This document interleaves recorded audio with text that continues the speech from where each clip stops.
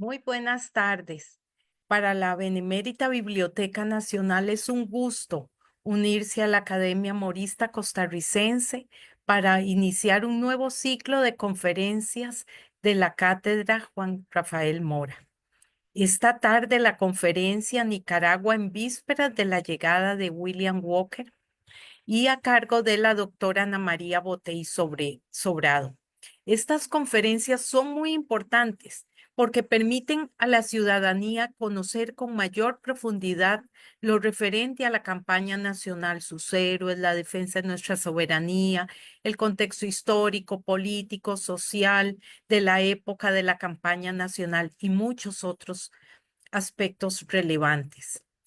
Los videos de estas conferencias son editados y se incorporan a las colecciones patrimoniales de la institución y también están a disposición de todos ustedes.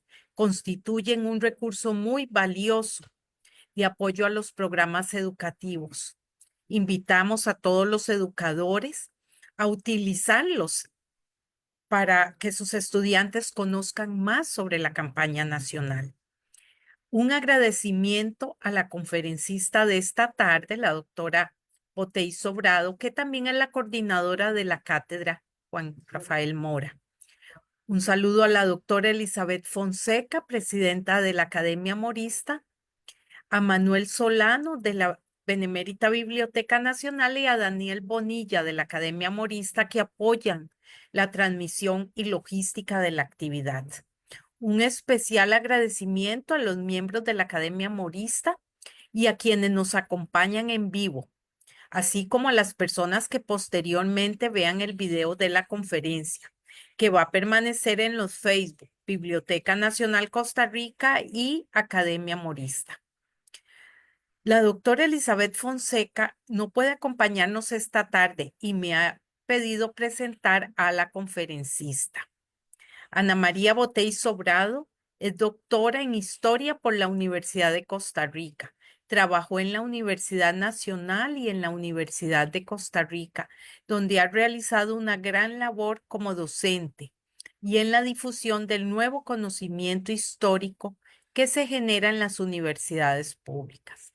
En el Centro de Investigaciones Históricas de América Central, desarrolló varios proyectos en el campo de su interés, la historia social y más precisamente la historia de los trabajadores y los movimientos sociales. Es autora de numerosas publicaciones, tanto especializadas como de difusión. Su último libro, Los orígenes del estado de bienestar en Costa Rica, Salud y Protección Social, 1850-1940, publicado en el 2019 por la editorial de la UCR. Esta obra fue galardonada con el premio Cleto González Víquez del 2019, otorgado por la Academia de Geografía e Historia de Costa Rica. Algunas líneas del dictamen de la Comisión de Premios señalan: este extraordinario texto tiene todas las cualidades de una obra historiográfica, erudita y madura. Se trata de una obra monumental que estudia con detalle cómo se construyó el sistema de salud de la época liberal y constituye una contribución muy importante a la historia de Costa Rica. El uso de la multiplicidad de fuentes primarias da evidencia de un gran trabajo de investigación de archivo por parte de su autora. Este libro, en medio de la pandemia mundial por el COVID-19, otorga a la sociedad costarricense una valiosa y original explicación sobre cómo se crearon las bases y las políticas públicas que sustentan el actual trabajo contra la pandemia en nuestro país. Ana María desempeñó el cargo de directora de la Escuela de Historia hasta su jubilación el año pasado. A continuación, le doy la palabra a la doctora Botey Sobrado. Muchas gracias. Ay, muchísimas gracias por tantas cosas lindas que dicen de uno. Espero que todas tengan asidero en la realidad. Voy a pasar a compartir la, la presentación para inmediatamente, ay, Dios mío, aquí estamos. Perfecto. Bueno, aquí.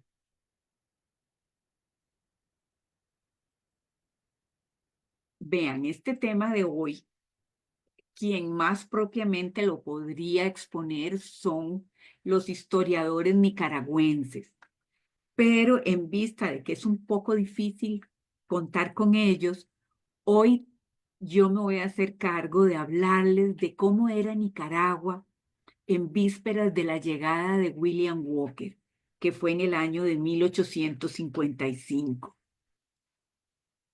Nicaragua, como probablemente casi todos sabemos, es el país más grande de todo el istmo centroamericano. Tiene una extensión de 130.373,5 kilómetros cuadrados. O sea, es casi 3 veces el tamaño de Costa Rica. Las raíces de su configuración geográfica y política administrativa están derivadas de la estructura política de mediados del siglo XVIII, o sea, con las reformas borbónicas, cuando se crearon gobernaciones, intendencias y se les dio una dimensión geográfica. El istmo centroamericano era una región marginal, sin embargo, a pesar de estar profundamente dividida y ser una región de muy difícil comunicación, ha sido especialmente de interés para las grandes potencias, debido a que tiene una enorme importancia geoestratégica, ya que esta región, este istmo centroamericano, cuenta con 3 pasos bajos para comunicar de la manera más fluida el Océano Atlántico con el Océano Pacífico. Como ustedes saben, uno de esos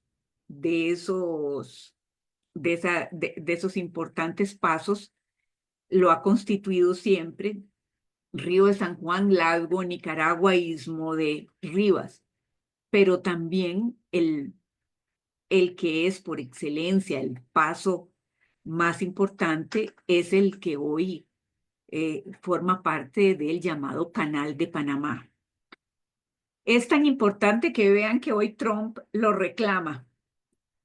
Así es que el difícil viaje que era trasladarse del Atlántico al Pacífico fue posibilitado con uno de estos pasos bajos. El tercer paso en importancia es el del Istmo de Tehuantepec, pero ese es muchísimo más largo. En la época colonial, todo lo que es Centroamérica estuvo colonizado, poblado en la zona pacífica, que era donde estaban las grandes también sociedades prehispánicas establecidas.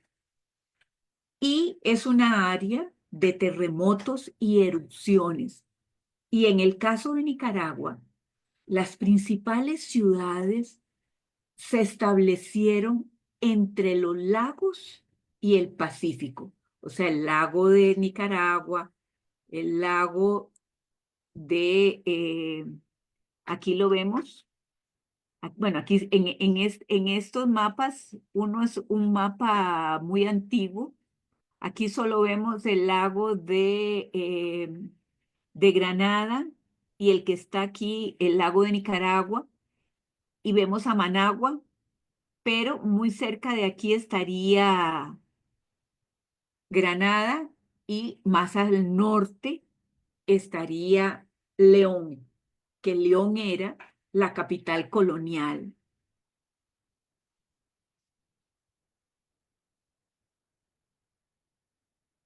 En cuanto a la economía, ¿de qué dependía esa Nicaragua colonial?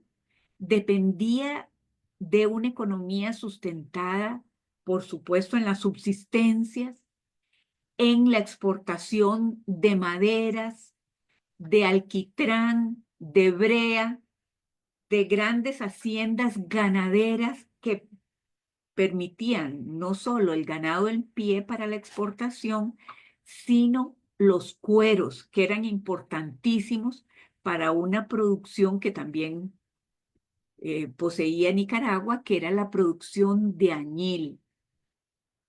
Y otra producción importante que fue adquiriendo cada vez mayor importancia era la del azúcar.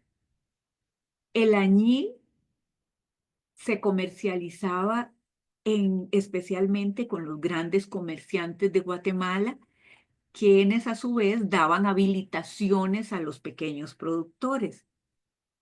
Y otra vía era llevarlo hasta Panamá, donde había muchas posibilidades de venderlo, y el ganado se llevaba a las ferias ganaderas en Salvador y en Guatemala. ¿De dónde salió la mano de obra, la escasa mano de obra que tenía Nicaragua en todo su periodo colonial y en el siglo XIX? Bueno, en un inicio de la esclavitud de los indígenas encomendados, de los indígenas asalariados y mal pagados, de la supeditación y control permanente de la población indígena, de su explotación y utilización exhaustiva, lo que hizo que siempre hubiera una mortalidad muy alta. En el siglo XVIII, al igual que en toda Centroamérica, vamos a ver el crecimiento de los mestizos. Estaba Nicaragua muy escasamente vinculada a los mercados regionales e internacionales, por muchas razones. Primero, porque la legislación española casi que prohibía el comercio intercolonial, siempre que le afectara a España. Por ejemplo, había muchos productos que se podían obtener en Perú, pero si afectaban la exportación de productos españoles, España lo prohibía.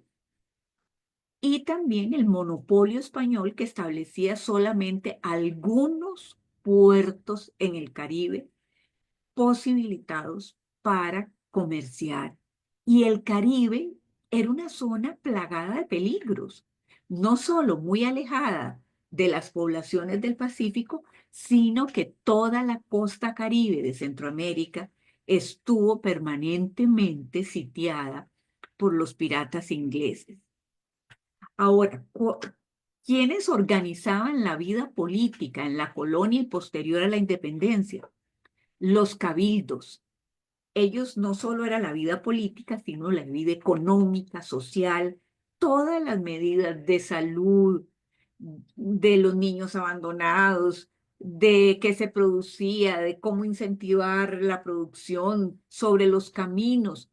Todas las decisiones se tomaban en los cabildos, cuyos puestos, recuerden que la corona siempre tenía serios problemas presupuestarios, eran comprados por los criollos. Eso hacía que los cabildos fueran fundamentalmente un espacio para las oligarquías locales. Otra institución sumamente importante, y la vamos a ver en todo el periodo y hasta el día de hoy, era la Iglesia Católica, que tenía una hegemonía cultural sobre la vida social y era un elemento unificador, de los pocos elementos que unificaban a la población, la participación de una religiosidad popular. Por otro lado, la iglesia, los curas eran las personas generalmente con mayor educación y era una detentadora de riqueza, porque los feligreses, con el deseo de llegar rápidamente al cielo, donaban sus propiedades y sus saberes a la iglesia. Otra cosa que vamos a ir viendo y que ustedes lo van notando es que gran parte de las problemáticas de hoy, de la Nicaragua de hoy, guardan estrecha relación con ese pasado. ¿Qué pasó cuando llegó la independencia? Aquí comienza una de las grandes problemáticas. La política estaba cubierta por lo que se llamaba la política pactista. ¿Qué significaba esto?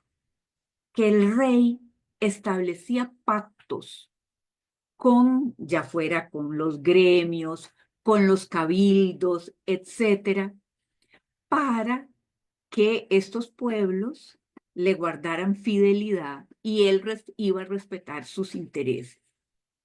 Sin embargo, cuando viene la independencia y el pacto desaparece porque desaparece el rey como figura, la soberanía ya no está en manos del rey, sino que pasa a manos de las corporaciones municipales.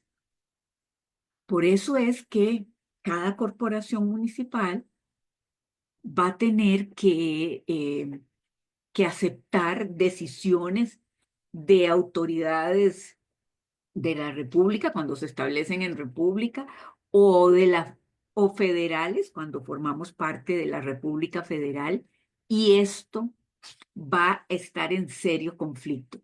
Y en Nicaragua va a ser de los lugares de Centroamérica donde esto se va a ver con mayor evidencia.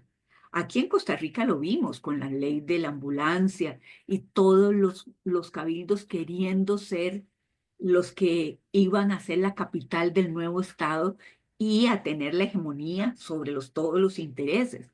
Pero en el caso de Nicaragua, esto finalizado todavía a fines del siglo XIX, muchos ayuntamientos locales seguían creyendo que la soberanía residía en la corporación municipal. Ahora, en el momento de la independencia, lo que existía era una diputación provincial que se había creado a partir de la Constitución de Cádiz. Eso significaba que Nicaragua, Costa Rica y el partido de Nicoya tenían diputados que formaban parte de esa diputación provincial de Nicaragua y Costa Rica con sede en León. Y ese era como el máximo gobierno por encima de los poderes locales. Esa diputación provincial de León, cuando recibió la comunicación de Guatemala, inmediatamente dispuso la total y absoluta independencia de Guatemala, porque recuerden ustedes que todas las regiones sentían un enorme recelo con respecto a Guatemala, que era la sede del poder colonial, porque los comerciantes guatemaltecos eran los más poderosos, las instituciones guatemaltecas eran las más poderosas y muchísima parte de la riqueza de estos países terminaba en manos de pequeños grupos que tenían su sede en Guatemala.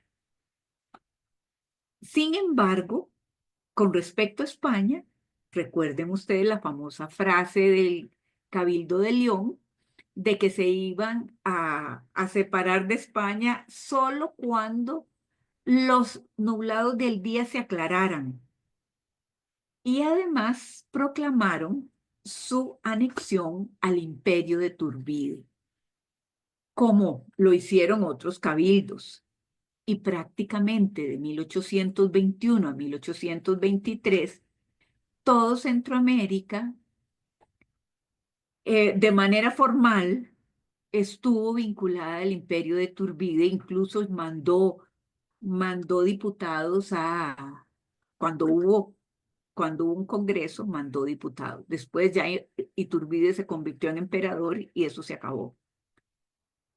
Sin embargo, el Cabildo de Granada sí se mostraba independentista tanto de España como de México.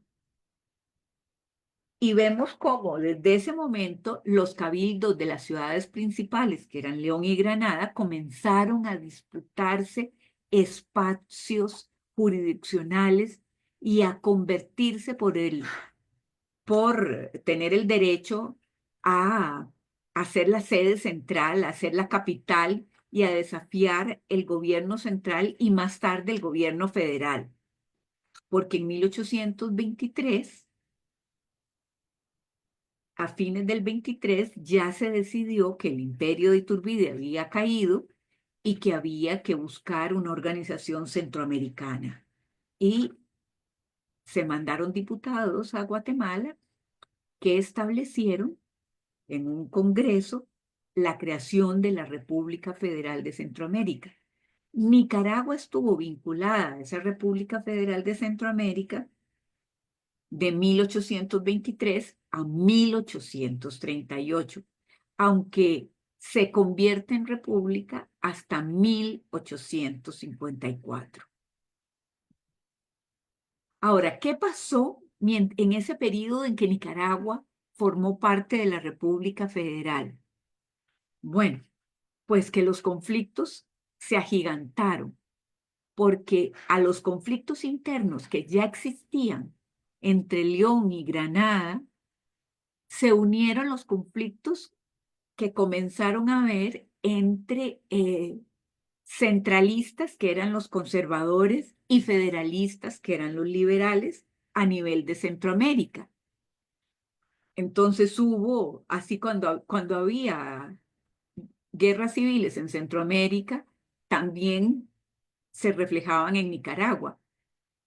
Otro conflicto fue siempre las pugnas por entregar rentas a la República Federal, porque estos cabildos estaban escasísimos de rentas y en tanta guerra más escasos, porque recuerden que para poder organizar guerras tenían que levantar ejércitos, levantar empréstitos forzosos, dar alimentación a los soldados. Claro, también había saqueos, matanza de animales, etcétera.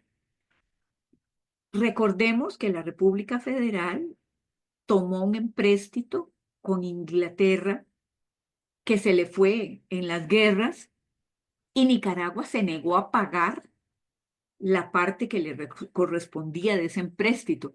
Muy distinto de Costa Rica, que Braulio Carrillo se apresuró a pagar rápidamente lo que le correspondía a Costa Rica para evitar que los ingleses nos supeditaran a sus decisiones o nos amenazaran, como hizo Churchill con Nicaragua, el cónsul inglés que tenía Inglaterra en Guatemala.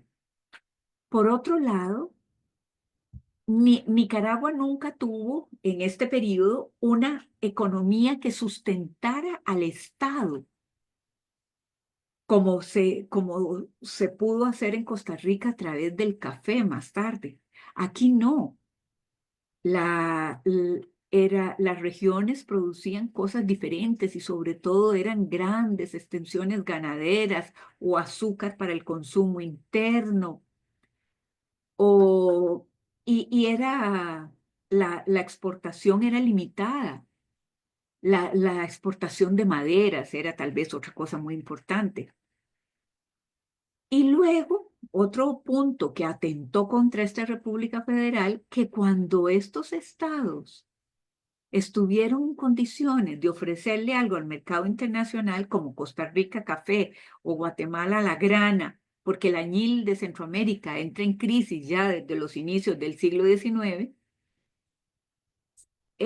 van a buscar cómo vincularse con los compradores, especialmente con los ingleses, en forma individual, no a través de la República Federal. La República nunca estableció un distrito federal, entonces estuvo muy amarrada a lo que sucediera en Guatemala. Y cada vez las autoridades y la petición de rentas federales se convirtieron en más molestas. Los liberales leoneses especialmente van a resistir el centralismo guatemalteco de la federación, o sea, que Guatemala tuviera las instituciones federales en su seno, y por eso es que tan temprano como 1838, igual que hizo Costa Rica, Nicaragua rompe los vínculos con la República Federal. Ahora, ¿qué pasó después? Esto no significó que los conflictos se detuvieran, sino que las confrontaciones entre las principales familias criollas se daban tanto a nivel de los ayuntamientos como a nivel nacional, digámoslo. Por ejemplo, en Granada había dos bandos, uno conformado por las familias Chamorro, Zavala, Barrios, Alfaro, Arana, Vilés, y otro formado por las familias Argüello, Cuadra, La Calle. Estos clanes estaban entrelazados entre sí y con vínculos familiares. Y lo mismo sucedía en León, o sea, no todos eran de la misma tendencia política, que eso era un ropaje, era más conflictos de poder. ¿Por qué? ¿Qué tenía el cabildo muy especialmente para ellos? La distribución de la mano de obra. Esa era que siempre era escasa. Y luego, privilegios económicos, comerciales sobre todo, porque una actividad muy, muy importante era el comercio.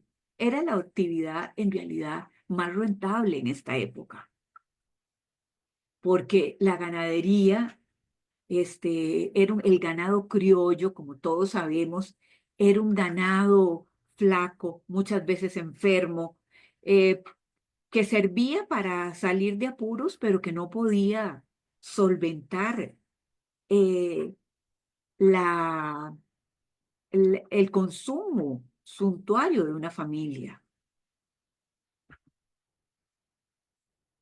Las guerras comenzaron desde los primeros momentos, por ejemplo, entre el bando monárquico y el republicano.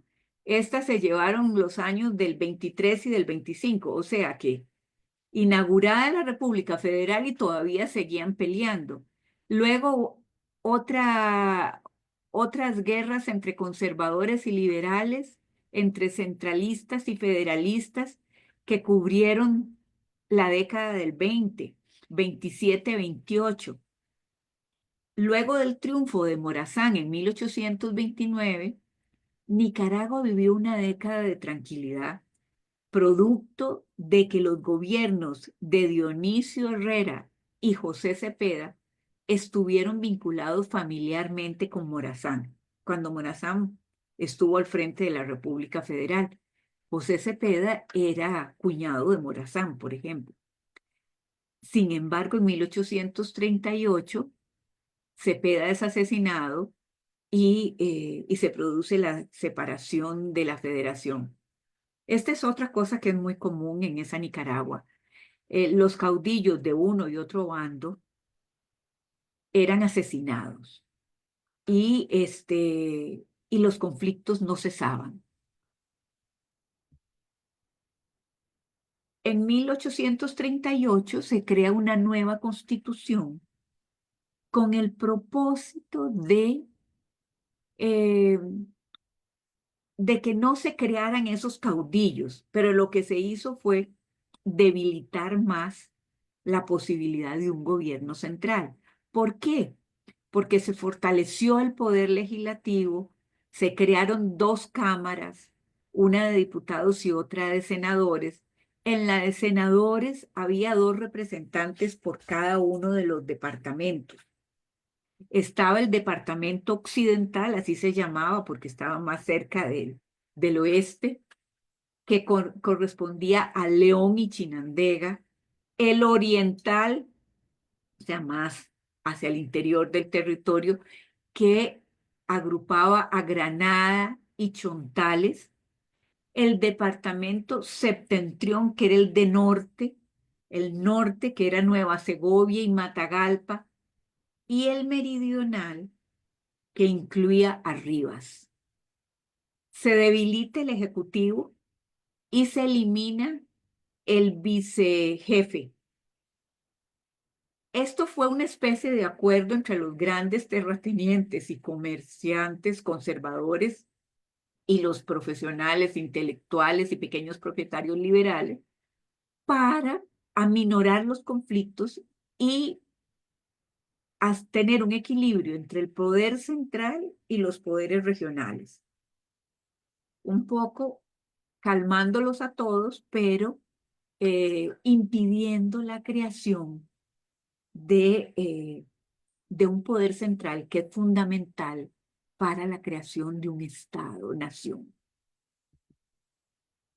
Ahora, ¿qué digamos que unificaba a las élites? Digamos que unificaba porque vamos a ver que también va a servir para generar conflicto. Era la creación de un eventual canal. Y la élite estaba convencida, las élites de todas estas ciudades-estado, de que la geografía les deparaba un futuro portentoso, que Nicaragua, con construir el canal, el progreso y el bienestar iba a llegar a raudales. Y desde 1838, después de que pasaron esa serie de conflictos y que hubo una mínima estabilidad, se preocuparon por impulsar iniciativas. Muchas de estas iniciativas ya habían sido impulsadas por la República Federal como un reconocimiento de la zona para un posible canal. Y sin embargo, ese canal se encontraba en medio ¿de qué? De una enorme disputa entre las potencias. Por ejemplo, Gran Bretaña tenía el control de la costa mosquitia, que es toda esta que se ve aquí en rojo en el mapa. La costa mosquitia, ahí Gran Bretaña creó el reino mosquitio, ocupa una parte de Honduras y toda la costa caribe de Nicaragua. Además, Nicaragua vean toda esta zona que estoy marcando aquí. Esta zona era de grandes planicies, de selvas. Esto estaba totalmente deshabitado. Y en la Mosquitia, el rey Mosco era un aliado número uno de los ingleses. Entonces, para un canal, la gran dificultad es que San Juan del Norte, aquí en la desembocadura del río San Juan, estaba en manos inglesas. Los nicaragüenses trataron de tomar varias veces este puesto, pero nunca lo pudieron por la vía de las armas, sino hasta llegar a acuerdos con Inglaterra, y esos fueron a fines del siglo XIX. O sea que además de los enormes problemas internos que tenía Nicaragua, aquí pueden ver el León dónde está ubicada Rivas, dónde está Granada aquí. ¿Lo ven? Pues yo les decía que entre los lagos y el Pacífico. Esto, y aquí poco habitados todos estos lugares. Entonces vean ustedes, esa Nicaragua ni siquiera tenía control de todo su territorio. Bueno, eso le pasó a todos los países de Centroamérica. A nosotros nos pasó con la zona sur, donde costó muchísimo afirmar la autoridad costarricense, y eso posibilitó la guerra de Coto en 1921. Bueno, no llegó a ser guerra, el conflicto limítrofe de Coto. Y las conspiraciones que hacía el cónsul inglés Chatfield, que era el representante de Inglaterra en Guatemala, para unir Centroamérica. Él quería unir a Centroamérica, pero bajo el control de los conservadores guatemaltecos, de los cuales ya había obtenido grandes privilegios, como por ejemplo que ellos no iban a pelear por la pérdida del Caribe que supuestamente pertenecía a Guatemala, donde hoy queda Belice, que esto es un punto de discordia todavía, no se ha resuelto en tribunales internacionales. Y, eh, y Churchill se llevaba muy bien con Rafael Carrera y él decía, bajo el control de Carrera, una república federal va a darle el control del canal a Inglaterra. Entonces, frente a esas amenazas de Churchill, se establece una unión defensiva de Nicaragua, Salvador y Honduras, que incluso una especie de confederación, y el gobierno nicaragüense a quien manda como delegado es a Fruto Chamorro. Fruto Chamorro es un personaje clave, granadino, perteneciente a una de las más importantes familias, un hombre al parecer muy carismático, y fue delegado con grandes potestades militares. El gobierno le confirió cantidad de atribuciones y esta elección de Chamorro satisfizo mucho al, a los granadinos porque consideraron que Chamorro iba a contribuir a ayudarles a resolver un problema serio que tenían, que era que se había integrado Managua a la jurisdicción de León. Y eso significaba que León iba a tener más impuestos y más representantes en las cámaras. Y los granadinos estaban muy, muy asustados. Y Chamorro se dedicó ay, perdón, aquí, Chamorro se dedicó un poco ahí a conspirar y, y él, aprovechándose de las rivalidades que existían entre leoneses y granadinos, convenció a los granadinos de que había que desobedecer al tirano y realizar pactos con fuerzas externas para liberarse del tirano. El tirano era en ese momento quien encabezaba el gobierno. Ay, Dios mío, disculpen que aquí estoy con mis perrunos. Y Chamorro utilizó su puesto de supremo delegado en esa confederación de estados para urdir un supuesto plan contra el militarismo centroamericano, o sea, contra los caudillos militares, quienes Carrera en Guatemala, Malespín en El Salvador, Ferrera en Honduras y Fonseca en Nicaragua. O sea, era una cosa rarísima, porque supuestamente esta confederación era para defenderse de los británicos. Sin embargo, mandó a pedir tropas que le fueron enviadas y estas fueron derrotadas en Honduras. Sin embargo, Malespín, el presidente de El Salvador, retomó el poder militar y se proclamó jefe de un ejército protector de la paz. O sea, aquí uno nunca entiende nada, porque Chamorro estaba supuestamente que iba a luchar contra los caudillos, uno de ellos Malespín. Las tropas nicaragüenses no pueden, no logran llegar a luchar en Honduras y acabar con Ferrera. Y Malespín retoma el poder porque él para luchar contra las tropas guatemaltecas que lo querían obligar a formar parte de una unión gobernada por Guatemala, había abandonado el poder y se había dirigido a Guatemala.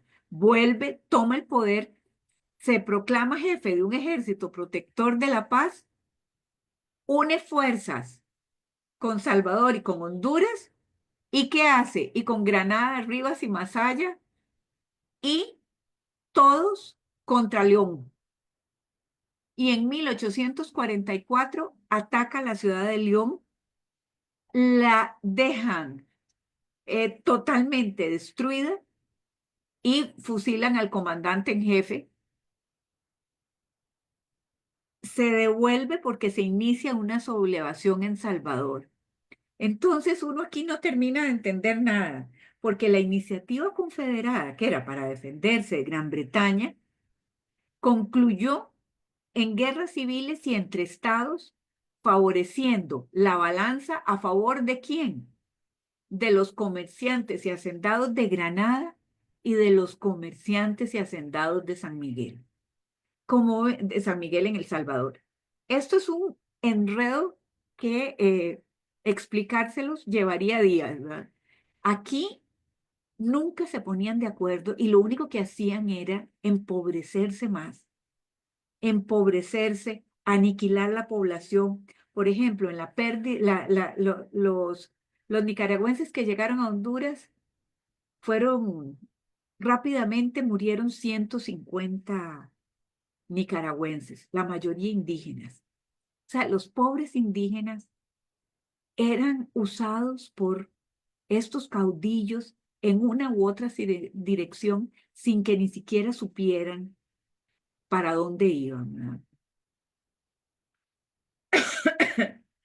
Después de la destrucción de León, se nombra a José León Sandoval, un granadino, para que asuma la dirección del Estado. Vean, se habla de Estado, no de República, porque aunque se habían separado de la República Federal, no, la República Federal seguía existiendo y seguían siendo un Estado. Las dificultades para conformar un gabinete de José León Sandoval fueron enormes porque nadie le quería aceptar un puesto. Chamorro sí se convirtió en su ministro de Hacienda. Sandoval, que tenía como capital León, trató de ganarse la simpatía de los leoneses. Sin embargo, no fue fácil, ni lo logró. Además, consecuencias de la guerra civil, quedaron diferentes caudillos en diferentes regiones, en Rivas y en Chontales, y estos constantemente atentaban contra el gobierno establecido en León. Sin embargo, en 1846 hay una aparente estabilidad y se controla de alguna manera los grupos armados. Sin embargo, hay pocos recursos para establecer un ejército que logre tener el control o el monopolio de la coerción. Chamorro atribuyó las dificultades económicas a los excesos del comandante en jefe, que era supuestamente parte del gobierno. O sea, vean ustedes las pugnas. O sea, Chamorro ya le está echando las culpas al comandante en jefe. Todos estos conflictos llevaron a que en julio de 1846 se decidiera que Managua fuera la sede del poder legislativo para evitar estar entre el fuego de León y Granada.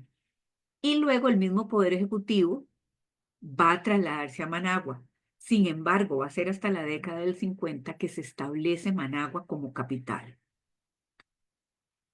Y siguieron conflictos y debates en torno a unas reformas constitucionales que este gobierno intentó implementar. ¿Para qué? Para centralizar el poder, pero que los estados, las ciudades-estado, las municipalidades no estaban de acuerdo, ni los diputados que representaban esas localidades.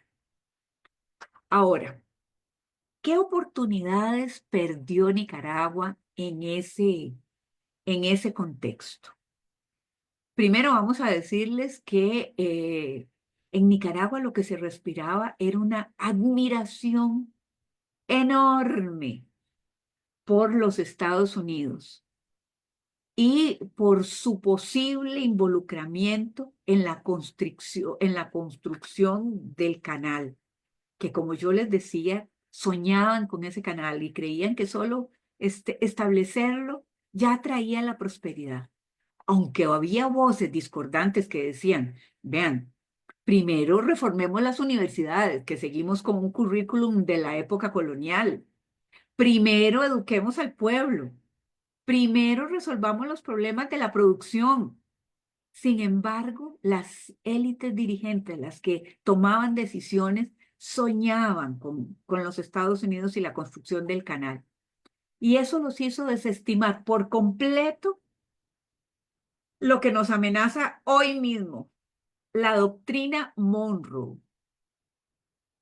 donde los Estados Unidos ya diseñan toda su estrategia para el control de América para los americanos, toda América para los americanos. Y, y Costa Rica en Costa Rica los periódicos les advertían, fue de las que les advirtió en muchas oportunidades y lo desestimaron. Lo mismo desestimaron por completo la expansión que estaba ocurriendo en esa misma década, 40, 50, del 40 al 50, cuando los Estados Unidos se apoderan de la mitad de México, de Arizona, de Texas, de Nuevo México, de la mitad de California, se apoderan de la mitad de México y llegan hasta Ciudad de México con sus tropas a rendirlos. Además, creían que los norteamericanos les iban a posibilitar recuperar la costa de la Mosquitia que estaba en manos inglesas. Los periódicos de la época y los historiadores cuentan cómo un fervor pro-norteamericano se expresó cuando llegó el diplomático norteamericano eh, este, Ephraim Squire, Ephraim George Squire a Nicaragua, y cuando se le entregaron jugosas concesiones a Cornelius Vanderbilt, asegurándole el monopolio de la navegación a vapor por los ríos y lagos de Nicaragua, el control de la ruta canalera y el derecho a establecer colonias de norteamericanos. Y ahí no pararon las cosas. Nuevos conflictos siguieron en la década del 50.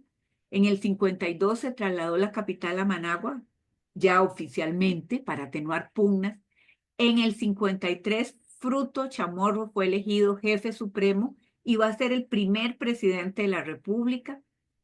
Él renovó el proyecto de reformas constitucionales que seguía ahí en el Congreso y expulsó a sus oponentes, todos ellos leoneses muy importantes, creó una nueva constitución y además en 1854 se manda emisarios a Costa Rica solicitándole al gobierno que compensara a Nicaragua por pérdida del partido de Nicoya con el fin de armar el ejército.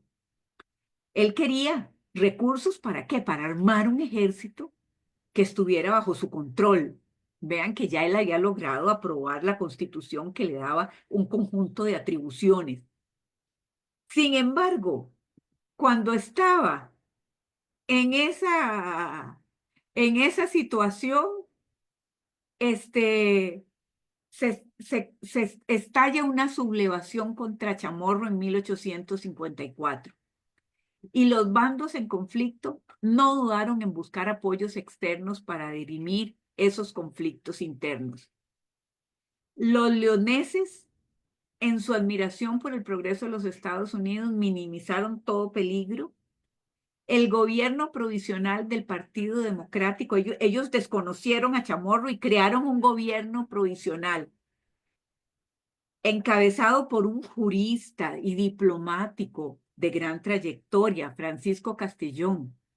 Sin embargo, Castellón firmó un tratado con el norteamericano Bryan Cole para fortalecer sus fuerzas militares. Este tratado es el que le va a abrir la puerta a William Walker, porque Bryan Cole se lo entregó a William Walker. En 1855, en junio del 55, Walker arriba con un grupo de pensionistas llamada la Falange Americana. Y Fruto Chamorro ese año muere de disentería y es sustituido en mayo por el general José María Estrada. El 29 de junio, vean, apenas llegado Walker, se produce la primera batalla de Rivas, donde las tropas legitimistas, o sea, las tropas conservadoras, las que respetan el gobierno legítimo de Chamorro, derrotan a Walker, y aquí es cuando se produce la heroica acción de Emanuel Mongalo quemando el mesón en 1855. Como ven, hay dos mesones, el del 55 y el del 56. El 29 de junio fue esta primera batalla, pero el 30 de agosto, un día después, unos meses después, las tropas filibusteras toman San Juan del Sur, el puerto de San Juan del Sur. El 3 de septiembre se da la batalla de la Virgen en el puerto lacustre de la Virgen, con victoria para Walker. Y Granada es tomada por las fuerzas filibusteras el 18 de octubre de 1855. Como ven, voy a leer aquí para terminar lo que dice un historiador nicaragüense sobre esas luchas localistas que llevaron a la traída de William Walker. Los partidos, dice, estos partidos no proclaman sistemas ni sostienen programas diferentes. De allí es que los nombres de los partidos han sido más que apodos para distinguirse unos de los otros. Por ejemplo, los serviles, los desnudos, los mechudos, los calandras, los conservadores, los liberales, todas estas palabras nada significan. En Nicaragua, sin excepción, todos quieren la república. La desgracia es que la quieren exclusivamente para sí, con exclusión de los otros. O sea que vean ustedes que ni siquiera el canal o las amenazas externas los lograron unir, sino que lo que va a lograr unir es la llegada de Walker y la unión de toda Centroamérica para expulsar a Walker y sus ideas esclavistas en el área. Bueno, muchísimas gracias. Cualquier pregunta estoy a disposición de usted.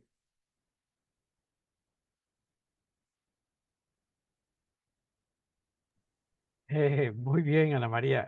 ¿Tenemos Revisando acá alguna pregunta o algo o no, nada? no tenemos preguntas, no se realizó ninguna consulta, me imagino que porque todo estaba muy claro, ¿verdad? Entonces, no sé si habrá algún otro comentario que quieras aportar o similar, Pues y si me no, gustaría decir dos cosas. ajá, claro. Vean, yo decía que las problemáticas que se originaron en la época colonial e incluso en todo este periodo siguen hoy. Vean hoy dos grandes problemáticas. Nicaragua sigue soñando con un canal. Ahora Ortega, no digo los sandinistas porque ya esos no son sandinistas, Ortega le entregó una concesión a los chinos. Y los sandinistas siguen soñando con que Nicoya o el antiguo partido de Nicoya era de ellos. Y aquí quiero aclarar una cuestión para que todos estemos claros. Nicoya solo en efímeros momentos perteneció a Nicaragua, al inicio de la conquista, y luego casi todo el tiempo fue una unidad política independiente que dependía directamente del rey.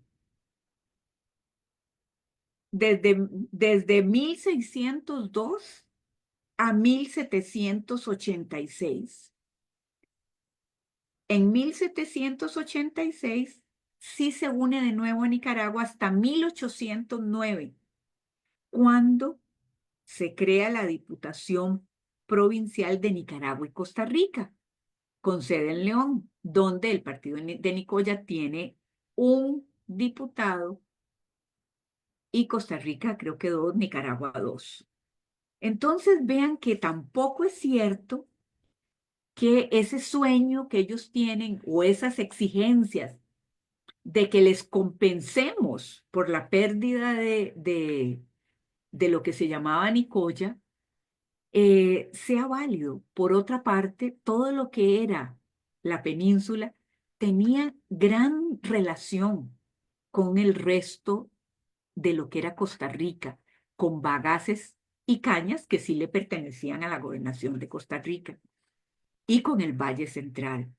Así es que, que seguimos anclados en esas escollos, soñando con un canal o soñando con recuperar Costa Rica o utilizándola hoy día para unir a los nicaragüenses cada vez que tienen problemas internos.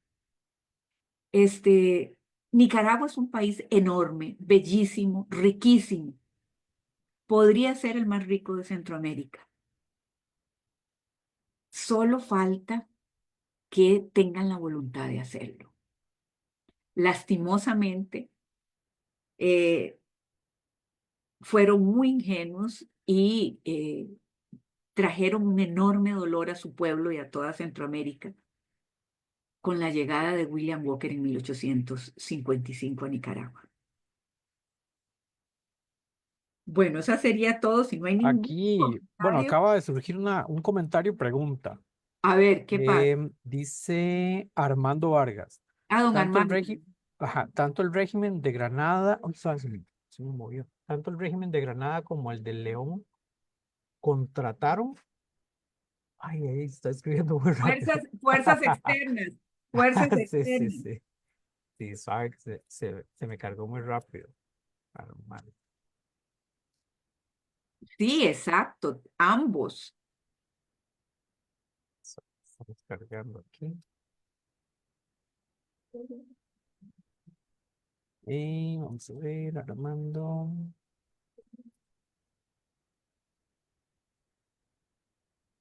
Ay, que se me perdió. Vamos a ver aquí. Ok. Dices, se han sentado responsabilidades sobre quienes trajeron al filibusteros. ¿Hay algún ensayo histórico al respecto? Bueno, hay un libro, hay poco sobre esto, pero de los libros más serios está el libro de Frances Quilnos Tijerino, que se llama Identidad y Cultura Política, 1821-1858. Este libro fue Premio Nacional de Historia Jerónimo Pérez 1999 y fue publicado por el Banco Central de Nicaragua. Es que recuerden ustedes que Nicaragua no cuenta con las editoriales universitarias que tenemos en este país, ni ha contado con el apoyo que anteriores gobiernos, no dieron a la educación pública, especialmente la educación superior. Y esto ha hecho que hasta ahora, hace unos años, surgieron incluso la carrera de historia. De ahí que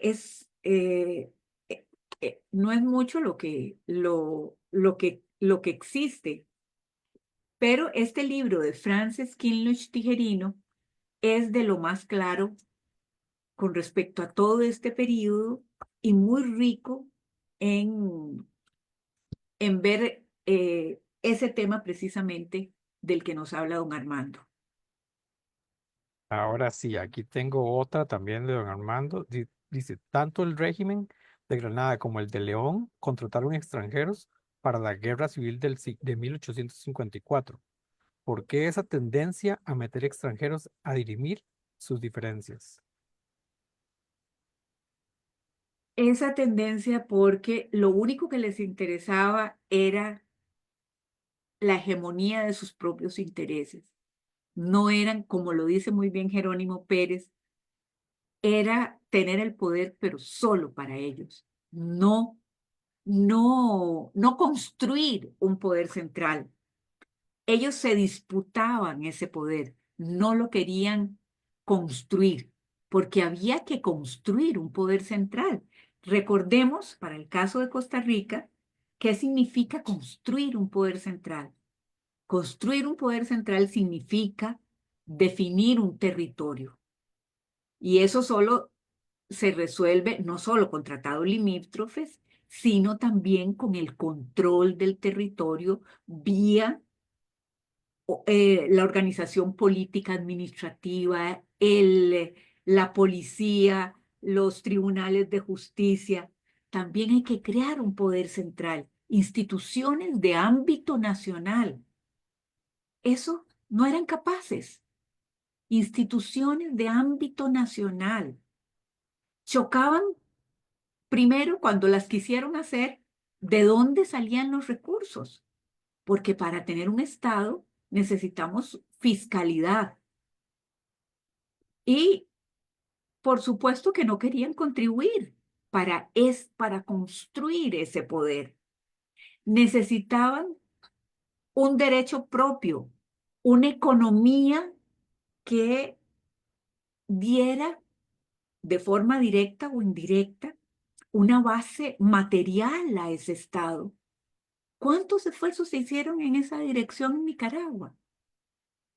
Necesitaban también construir con símbolos materiales e inmateriales una identidad, una educación pública poderosa que diera homogeneidad cultural. Eso siempre estuvo entre las últimas de las preocupaciones. Entonces, vean cómo construir un Estado-nación es una tarea que se lleva más de un siglo y que requiere de negociaciones y no de imposiciones, y requiere de unos esfuerzos colectivos muy grandes. Y esas élites locales de esas casi que ciudades-estado no estaban dispuestas a hacer eso. Bueno, espero que me Ok, hayan entendido. perfecto. Bueno, por aquí tengo una pregunta que realiza Marvin Quiroz. Eh, él dice, ¿por qué el nicaragüense promedio desconoce toda esa historia?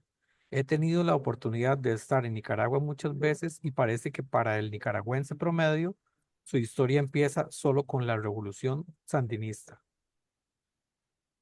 Bueno, por todo eso mismo que estoy diciendo, porque la educación pública Ah, ha sido muy deficitaria, la educación superior más deficitaria, la formación de historiadores de poco interés, la mayoría son historiadores no profesionales, aunque ahora ya hay un grupo de historiadores profesionales, y en estos tiempos sandinistas, los llamados orteguistas, que no son sandinistas, son orteguistas, estos orteguistas imponen todo tipo de nombramientos en la universidad pública.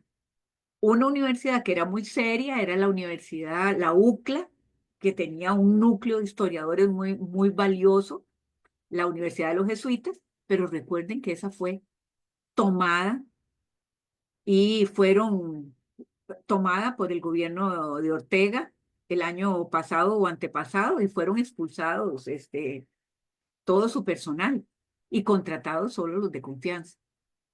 Así es que la historia, la verdadera historia siempre tiene enemigos.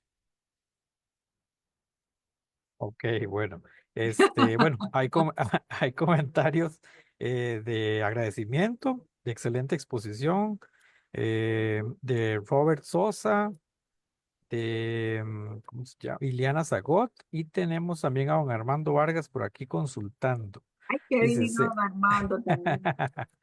dice, ¿se ha sentado responsabilidades sobre quiénes trajeron al filibusterismo? ¿Hay algún ensayo histórico al respecto? Bueno, ya Y te lo también conté. después, para aprovechar también, Ileana Zagot pregunta que si se puede conseguir el libro. Supongo que es el que estabas enseñando hace un momento. Pues yo ¿Dónde se podrá conseguir? lo compré en Nicaragua, pero también pueden encontrar, pero me imagino que existen. La Universidad de Costa Rica hizo un seminario muy interesante sobre el filibusterismo y el destino manifiesto en las Américas, y eso llevó a la publicación de un libro que editó Víctor Hugo Acuña. Ese libro lo publicó el Museo Juan Santamaría, y ahí hay participación tanto de Franz Kinloch como de otros historiadores nicaragüenses, salvadoreños, guatemaltecos. Les recomiendo mucho ese libro. Se llama Filibusterismo y Destino Manifiesto. Fue editado por Víctor Hugo Acuña y lo consiguen ahí en el Museo Juan Santamaría. Bueno, muchísimas gracias por su interés. Eh, nos quedó pendiente la de don Armando, ¿sí o no? ¿Cuál, cuál, cuál? Ok, es que antes fue que la dije, antes del libro. Que si se ha sentado responsabilidad sobre Responsabilidades. quiénes. En Ajá. realidad, como te digo, este libro que les enseñé trabaja mucho ese tema, esa identidad y cultura política, trabaja mucho ese tema, pero no sé al interior de Nicaragua, porque desconozco, es que la verdad que nos conocemos tan poco, al interior de Nicaragua si esto ha promovido un debate. Vean que el Nicaragua ha estado tan envuelto en conflictos político-militares que me imagino que los historiadores este, han tenido que dedicarse primero a analizar la dictadura somocista, ahora, posteriormente, las guerras, la situación actual, no sé cuánto tiempo han dedicado a reflexionar sobre lo que trajo, sobre por qué vino Walker y cuál fue el daño que hizo. No, no, en realidad me declaro ignorante de ese tema. Ok, bueno, creo que para terminar y ir dándole un cierre, podríamos decir esta última consulta, pregunta que tiene Ricardo Chavarría. Ajá. Él dice, pero si William Walker alcanza el poder en Nicaragua, crea su propia moneda o vales de guerra y dar tierras para atraer a los filibusteros de Estados Unidos, para controlar a la oposición, ¿por qué buscó invadir más si él ya podía haber construido su canal con ayuda de los aliados de Estados Unidos? Creo que eso va como para otra charla, ¿verdad? Otra, Bueno, porque él abre el tema. necesitaba recursos y Ajá. lo primero que hizo fue, él mandó a Schlesinger a hablar con Mora para continuar con la acción que había hecho Fruto Chamorro, pedirle a Costa Rica la entrega de Nicoya o el pago de una indemnización. Costa Rica era entonces el que les iba a dar recursos. Dos propuestas que le hicieron, que hizo Fruto Chamorro a Juan Rafael Mora, fueron desestimadas. Y a Schlesinger ni siquiera lo dejó bajarse del barco ahí en Punta Arenas, Mora. Por eso es que entonces ellos tomaron la decisión de invadir Costa Rica, para por la fuerza obligarnos a, a dar reparaciones. Además, querían tener el control absoluto del río San Juan. Todo eso les obligaba. Ahora, todo lo que hizo Walker desde Granada, que fue su sede, su capital, que no solamente fue su propia moneda, entrega de tierras, clubes sociales, prensa en inglés, todo eso. Hay un artículo muy lindo en ese libro que les digo que compiló Víctor Hugo Acuña, de un investigador norteamericano, de cómo era la vida en esa Granada, ocupada por los filibusteros. Todo eso era para atraer más y más filibusteros, porque no dejaron de llegar. Hasta el último momento de la guerra, por el río en San Juan, entraron pertrechos y hombres. Y entonces había que ofrecerles algo. Y Costa Rica, por ejemplo, era buena para eso y además estaba el proyecto de unir todo Centroamérica y el Caribe al sur de los Estados Unidos. Entonces, vemos que las intenciones iban muy, muy allá. Sí, sí, sí, sí, está interesante. Bueno, creo que ya por Se acá agotaron llegamos los ya tiempos. con la conferencia. Agradecerles, en realidad, que nos acompañaran en la tarde de hoy con la conferencia y desearles buena tarde. Exactamente. Muchísimas gracias a todos. Muchísimas gracias a vos, Manuel, y a Ujú. Laurita, que Con yo sé que gusto. tuvo que retirarse. Ajá, Y sí, a Daniel Bonilla, como siempre, muy, muy agradecidos con esta Biblioteca Nacional, que es un faro de cultura. hasta luego, buenas tardes. Hasta luego. Buenas tardes.